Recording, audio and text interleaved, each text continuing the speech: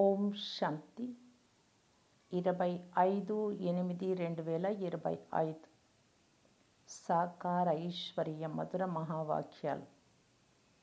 మధురమైన పిల్లలారా, అడుగడుగున ఏం జరుగుతుందో అదంతా కళ్యాణకారి. ఎవరైతే తండ్రి స్మృతిలో ఉంటారో వారికి డ్రామాలు అందరికంటే అధిక కళ్యాణం జరుగుతుంది, మంచి జరుగుతుంది. ప్రశ్న: డ్రామాలోని ఏ నిర్ణయాన్ని తెలుసుకున్న పిల్లలు అపారమైన సంతోషంలో ఉండగలరు? జవాబు: డ్రామా అనుసారంగా ఇప్పుడు ఈ పాత ప్రపంచం వినాశనం అవుతుంది. ప్రకృతి వైపరీత్యాలు కూడా జరుగుతాయి. కానీ మన రాజధాని స్థాపన తప్పకుండా జరుగుతుంది. ఇందులో ఎవ్వరూ ఏమీ చెయ్యలేరు అని తెలుసుకున్న పిల్లలు అపారమైన సంతోషంలో ఉంటారు. భలే స్థితి హెచ్చు తగ్గులు అవుతూ ఉంటుంది. కాసేపు చాలా ఉత్సాహంగా ఉంటారు, కాసేపు చల్లబడిపోతారు. ఇందులో తికమక చెందరాదు. సర్వాత్మల తండ్రి అయిన భగవంతుడే మిమ్మల్ని చదివిస్తున్నారు అని ఖుషీలో ఉండాలి.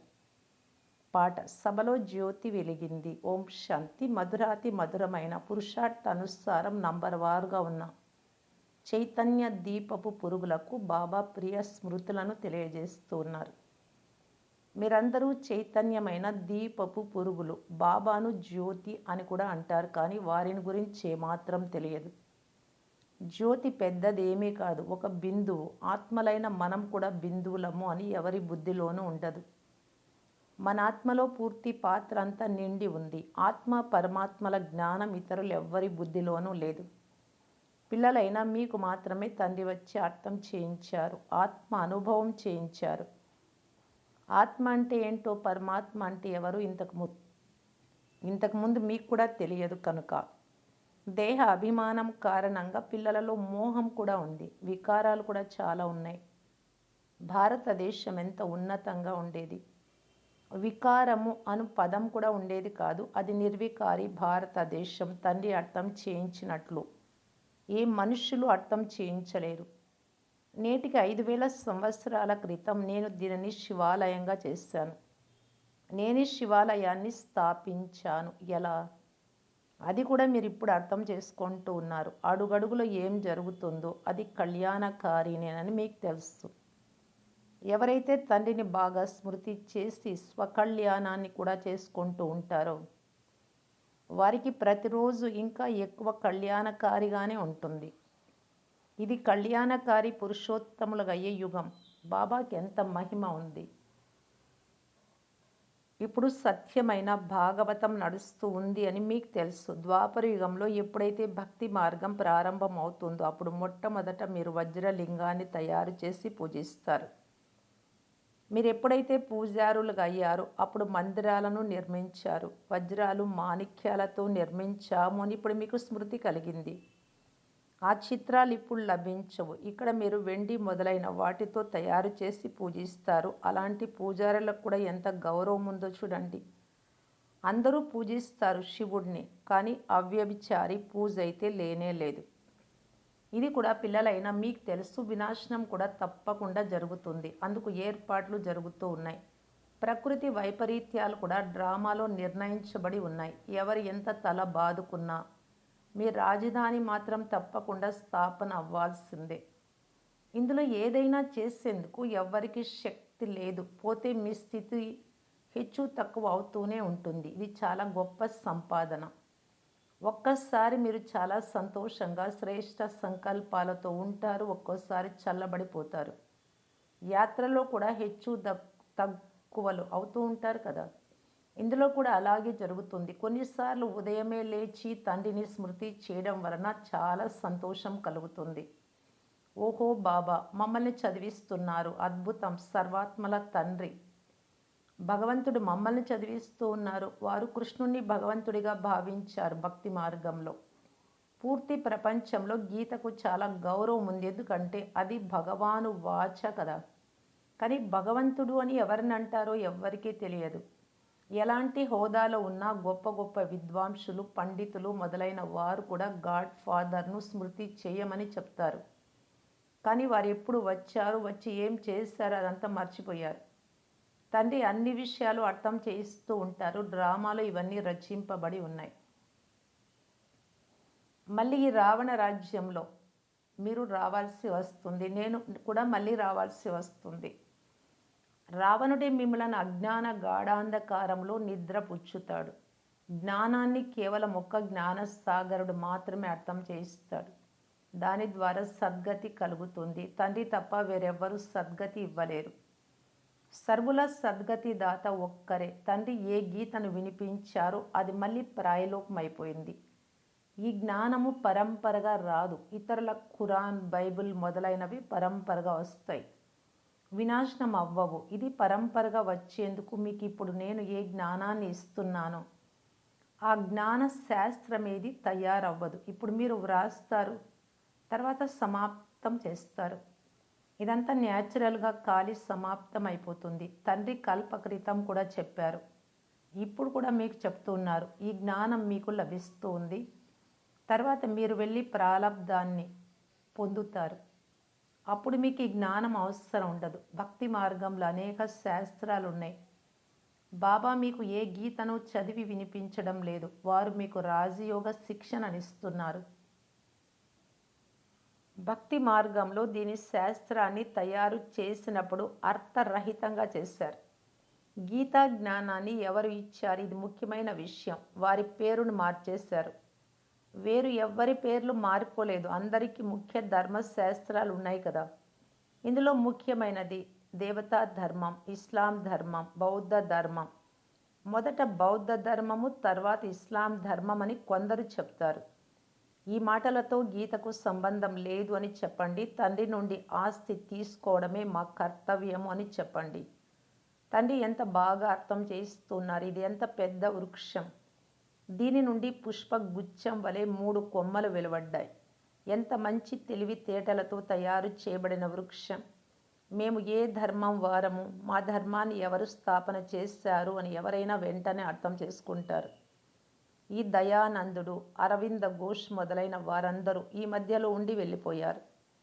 వారు కూడా యోగము మొదలైనవి నేర్పిస్తారు. అదంతా భక్తి మార్గం. అందులో జ్ఞానాని యొక్క నామరూపాలే లేవు.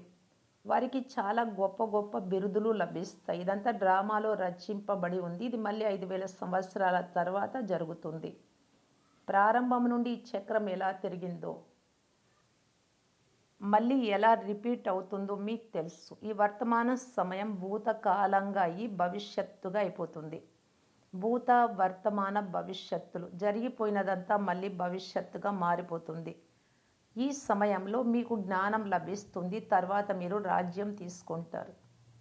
ఈ దేవతలు రాజ్యం ఒకప్పుడు ఉండేది కదా. ఈ సమయంలో ఇతర రాజ్యంలు ఎన్నో ఉన్నాయి, కానీ ఆ సమయంలో ఇతర రాజ్యం ఏదీ లేదు.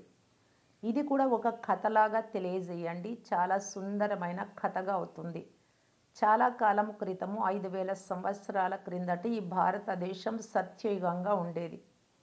వేరే ధర్మం ఏది ఉండేది కాదు. కేవలం దేవీ దేవతల రాజ్యం మాత్రమే ఉండేది.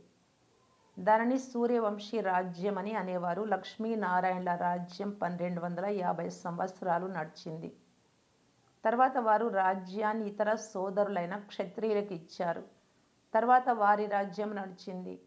మీరు అర్థం చేయించవచ్చు ఇలాగా. తండ్రి వచ్చి చదివించారు. ఎవరైతే బాగా చదివారో వారు సూర్యవంశీయులుగా అయ్యారు. ఎవరైతే ఫెయిల్ అయ్యారో వారికి క్షత్రియులు అని పేరు వచ్చింది. అంతేకాని యుద్ధము మొదలైనవేవీ లేవు. బాబా చెప్తారు, పిల్లలారా, మీరు నన్ను స్మృతి చేస్తూ ఉన్నట్టయితే మీ వికర్మలు వినాశనం అయిపోతాయి. మీరు వికారాలపై విజయం పొందాలి. ఎవరు కామంపై విజయం పొందుతారో వారే జగత్జీతులుగా అవుతారు అని బాబా ఆర్డినెన్స్ జారీ చేశారు.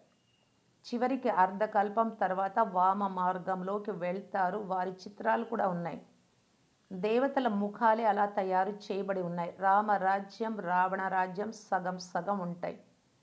తర్వాత ఏమైందో వారి కథను కూర్చొని తయారు చేయాలి. ఇదే సత్యనారాయణుడి కథ. ఒక్క తండ్రి మాత్రమే సత్యమైన వారు. వారి ఈ సమయంలో వచ్చి పూర్తి ఆది మధ్య అంత్యాల జ్ఞానాన్ని మీకు ఇస్తున్నారు. ఇది వేరెవ్వరూ ఇవ్వలేరు. మనుషులకు తండ్రి గురించే తెలియదు. డ్రామాలో పాత్ర చేసే వారికే దాని సృష్టికర్త, దర్శకుడు మొదలైన వారి గురించి తెలియదు. ఇక మిగిలిన వారికి ఏం తెలుస్తుంది? డ్రామా అనుసారంగా ఇది మళ్ళీ అలాగే జరుగుతుంది అని తండ్రి అర్థం చేయిస్తున్నారు. తండ్రి వచ్చి మిమ్మల్ని మళ్ళీ చదివిస్తారు. ఇక్కడకు వేరెవ్వరూ రాలేరు అని ఇప్పుడు మీకు తండ్రి అర్థం చేయిస్తున్నారు. నేను పిల్లలను మాత్రమే చదివిస్తాను. క్రొత్త వారిని ఎవ్వరిని ఇక్కడ కూర్చోబెట్టరు. ఇంద్రప్రస్థం కథ కూడా ఉంది కదా. నీలము, పుష్యరాగము అనే పేర్లు కూడా ఉన్నాయి. మీలో కూడా కొందరు వజ్రం లాంటి రత్నాలు ఉన్నారు. రమేష్ను చూడండి, ప్రదర్శిని గురించిన విషయాన్ని వెల్లడించారు. దాని గురించి అందరికీ విచారసాగర మథనం జరిగింది. కనుక వజ్రం లాంటి పని చేశాడు కదా. కొందరు పుష్యరాగం, రత్నాలలో ఒక రకమైనటువంటిది, దానిలాగా ఉన్నారు. కొందరు మరొక విధంగా ఉన్నారు. కొందరికి ఏమాత్రము తెలియదు. రాజధాని స్థాపన అవుతోంది అని కూడా తెలుసు. ఇందులో రాజులు, రాణులు మొదలైన వారందరూ కావాలి. బ్రాహ్మణులైన మేము శ్రీమతానుసారం చదివి విశ్వాధికారులుగా అవుతాము అని మీకు తెలుసు. ఎంత సంతోషంగా ఉండాలి. మృత్యులోకం సమాప్తం అవ్వనున్నది. నేను వెళ్ళి స్వర్గంలో పుత్రుడిగా జన్మిస్తాను అని ఈ బాబా ఇప్పుడు కూడా అనుకుంటూ ఉంటాడు. బాల్యంలోని మాటలు ఇప్పుడు ఎదురుగా వస్తూ ఉంటాయి. నడవడికలే మారిపోతాయి. అలాగే అక్కడ కూడా ఎప్పుడు వృద్ధులుగా అవుతారో అప్పుడు ఈ వానప్రస్థ శరీరాన్ని వదిలి మేము కిషోర ప్రాయంలోకి వెళ్తామని అర్థం చేసుకుంటారు. బాల్యం సతో ప్రధాన స్థితి. లక్ష్మీనారాయణులు యువకులు. వివాహితులను కిషోరప్రాయులు అని అనరు.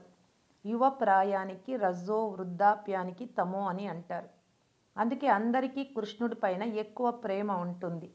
వాస్తవానికి లక్ష్మీనారాయణులు కూడా వారే, కానీ మనుషులకు రాధాకృష్ణులే లక్ష్మీనారాయణులు అనే విషయాలు తెలియవు. కృష్ణుణ్ణి ద్వాపరయుగంలోకి, లక్ష్మీనారాయణులను సత్యుగంలోకి తీసుకెళ్లారు. ఇప్పుడు మీరు దేవతలుగా కావటానికి పురుషార్థమనగా ప్రయత్నం చేస్తున్నారు. కుమారీలు బాగా నిల్చోగలగాలి అని తండ్రి చెప్తున్నారు. అవివాహిత కన్య, అదర్ కుమారి, గృహస్థ స్త్రీ, దిల్వాడా మొదలైన మందిరాలు కూడా ఉన్నాయి. ఇవన్నీ మీ ఖచ్చితమైన స్మృతి చిహ్నాలు. అది జడము, ఇది చైతన్యం. మీరు ఇక్కడ చైతన్యంలో కూర్చొని ఉన్నారు. భారతదేశాన్ని స్వర్గంగా చేస్తున్నారు. స్వర్గం ఇక్కడే ఉంటుంది. మూలవతనము, సూక్ష్మవతనం ఎక్కడ ఉన్నాయో పిల్లలైనా మీకు తెలుసు. డ్రామాను గురించి మీకు పూర్తిగా తెలుసు. ఏదైతే గడిచిపోయిందో అది మళ్ళీ భవిష్యత్తు అవుతుంది.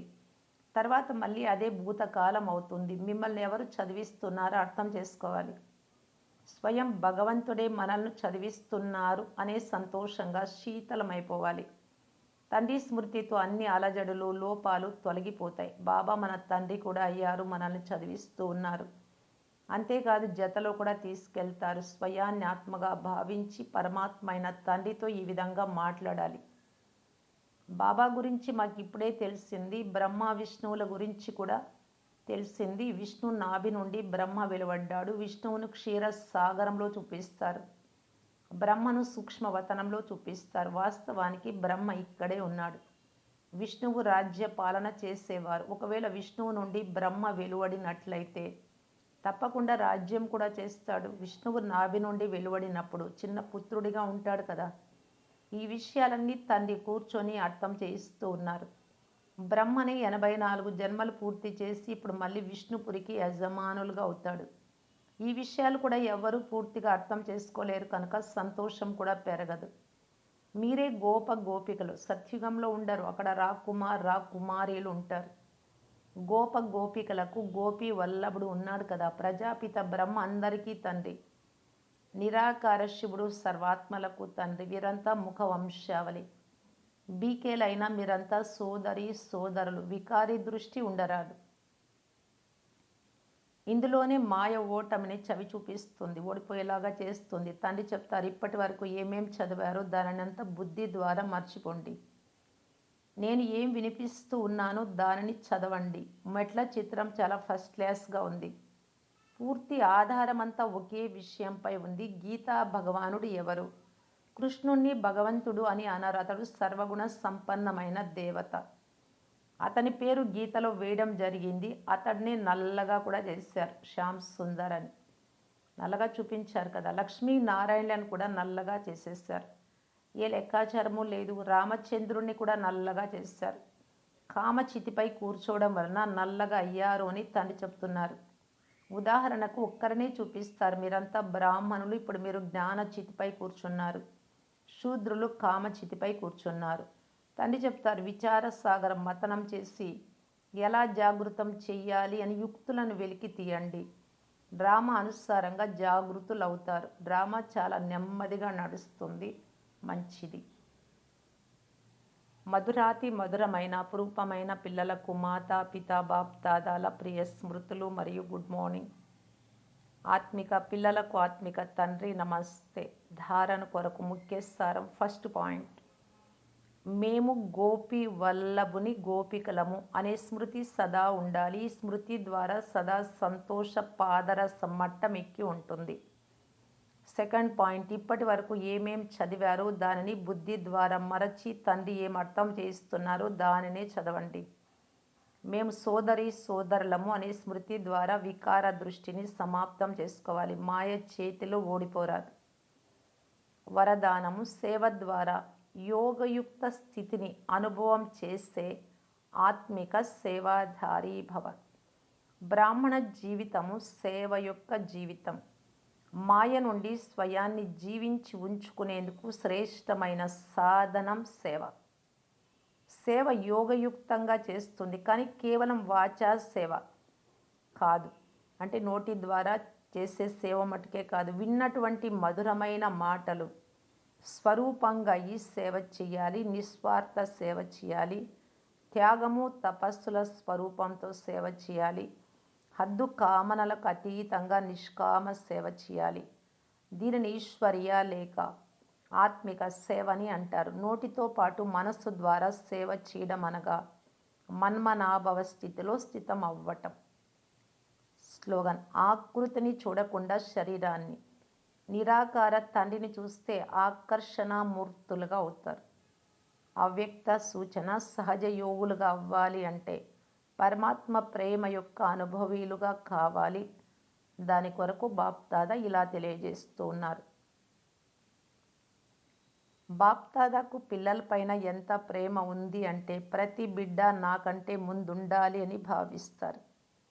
ప్రపంచంలో కూడా ఎవరిపైన ఎక్కువ ప్రేమ ఉంటుందో వారిని తనకంటే ముందుకు పంపిస్తారు. ఇదే ప్రేమకు గుర్తు. బాప్దాదా కూడా ఇప్పుడు నా పిల్లలలో ఏ లోపము ఉండరాదు అని, అందరూ సంపూర్ణంగా సంపన్నంగా సమానంగా అవ్వాలి అని అంటున్నారు. ఈ పరమాత్మ ప్రేమయే సహజ యోగిగా తయారు చేస్తుంది. ఓం శాంతి.